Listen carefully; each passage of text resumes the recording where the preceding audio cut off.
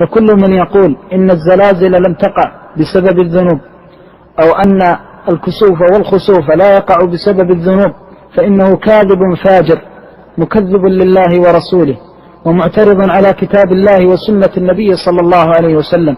إن الله يقول في كتابه: وما نرسل بالآيات إلا تخويفا.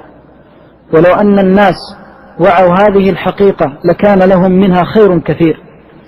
سبحان الله، كان الناس يفزعون ويخافون ويهرعون، وتجد الصبيان يبكون في البيوت إذا خسفت الشمس أو خسف القمر.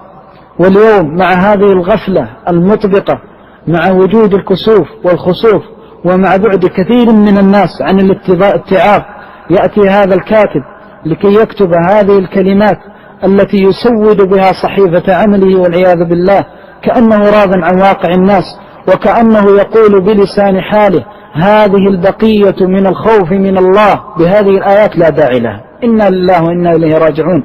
نعوذ بالله من طمس البصائر ومن موت القلوب.